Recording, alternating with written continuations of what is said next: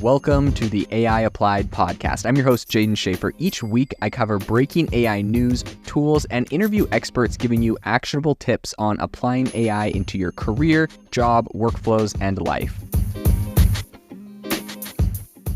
Make sure that you go to aibox.ai, link in the show notes, to join the waitlist for our new AI platform. We're going to be launching an incredible platform that allows you to build anything you want with workflows in AI. So you're able to chain together ChatGPT and image generators and audio generators to make really powerful apps for your organization, or you can host them on our marketplace and actually generate royalties from them. So make sure to go to aibox.ai and join the waitlist. In addition, if you like the podcast, if you could do me a massive favor and please leave us a review on Apple or Spotify or wherever you listen to your podcast. This helps me be able to get better guests on here as they check the reviews to see how you guys are liking it. So if you could please do that, I would really appreciate it. Today on the podcast, I want to talk about a very interesting area of AI, and that is voice AI. I've talked a lot about different companies like 11 Labs and other kind of text to audio voice generation tools. Today, we want to talk about what is called Voice.ai, a company that has just raised $6 million, and it has a real-time voice changer with over 500,000 users. I think this is an incredible tool, an incredible use case, and so I'm super excited to dive into this today. So, as you know, there's obviously a number of different audio AI tools out there. 11 Labs is a really popular one, but there's a whole host of others. You know, Well Said Labs, Synthesia, which does video and audio. But in any case, this, I think, is a really cool tool because what it does is it actually allows you to change your voice in real time. So gamers that are, or people that are making YouTube videos, some people want to just change their voice to stay anonymous. There's a bunch of anonymous YouTubers, different people that are, investigative journalists covering topics where they don't want themselves to be identified, whistleblowers. There's all sorts of really cool use cases for this. And what this platform allows you to do is you're able to speak and talk about whatever you want, and it changes your voice in real time. But what's really interesting is it actually keeps your same emotions and inflections and the same way you speak. It's just changing it to a different voice. This is similar to some other really interesting tools we've seen, like, for example, Humane's AI Pin, which has like a translation feature where essentially you can talk to someone in your native language, and then it will live translate that, but it's using your same voice. So your same inflections and emotions and whatnot. I see this kind of in the same wheelhouse where it's like the same concept, except now it's a completely different voice instead of a different language, but it's still your same inflections and the same like vibe that you would give off. So it's not just like you're speaking and a completely different person is parodying it. It's like you're speaking with your style of speech and there's a new voice that's saying it, which is kind of cool. So they have over 480,000 users. They have a library of over 50,000 different voice filters that you can add. And they've recently just raised $6 million in funding.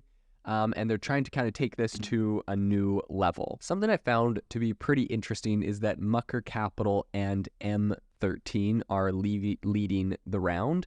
And before this, Voice.ai has pretty much just grown by word of mouth. So they have a Discord channel right now that has over 120,000 people in it. And what's interesting is, yes, they've just raised, this new $6 million, but they've actually done $3 million in self-funding up until this point. So currently they have their tools that are available on Mac, PC, Android, and iOS. And those are getting a lot of adoption from gamers, content creators, VTubers, and others on TikTok, Zoom, Discord, Minecraft, a bunch of different places, League of Legends, Skype, WhatsApp. So they're on a bunch of different platforms.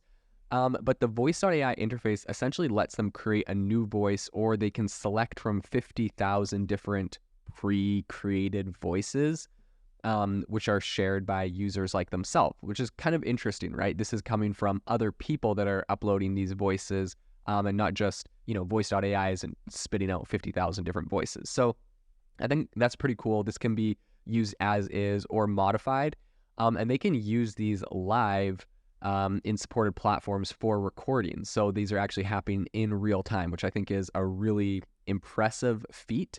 But the way that they pull this off is perhaps one of the most impressive things in my opinion. So right now they're planning on using this funding to hire more technical talent to build new SDKs and APIs to essentially work with different platforms like Meta, Unreal, and Unity, which I think will be absolutely amazing.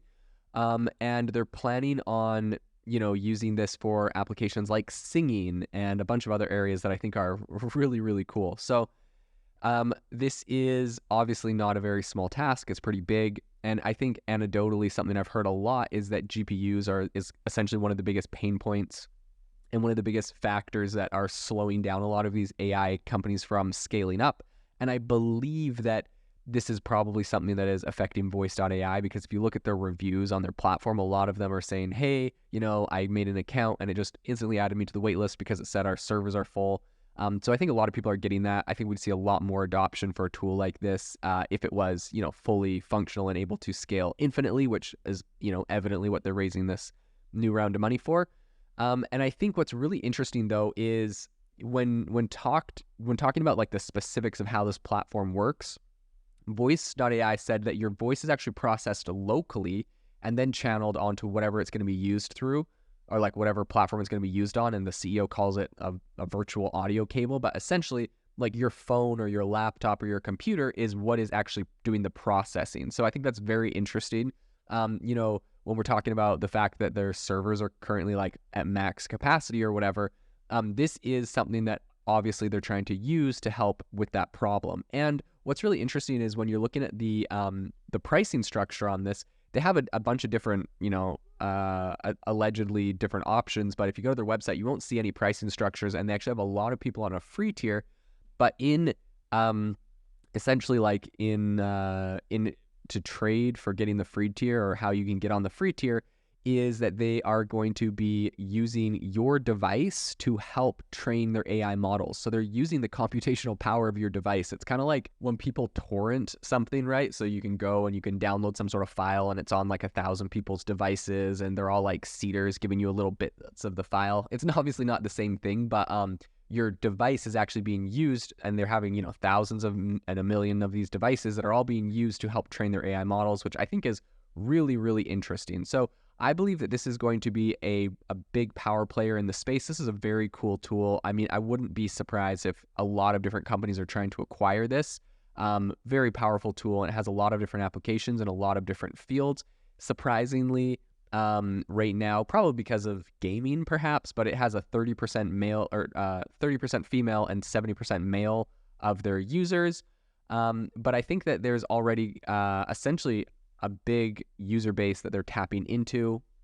And I think that recently Omar Hamoy, who's a lead investor at Mucker Capital, he said, Voice.ai is poised to revolutionize the AI developer community in a manner akin to AdMob's impact on the mobile app developer community. I think he previously founded AdMob, which was eventually acquired by Google, so that's probably why he brings it up.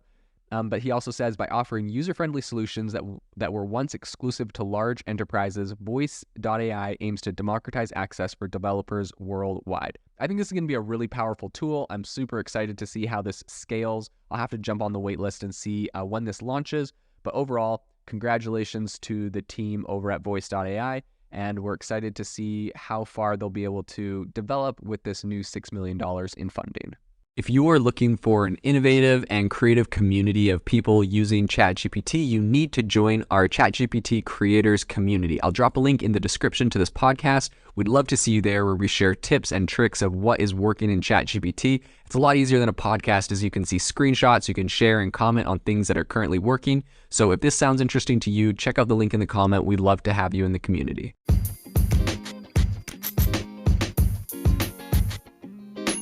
Thank you for tuning in to the AI Applied podcast. Make sure to rate this wherever you listen to your podcasts, and have a fantastic rest of your day.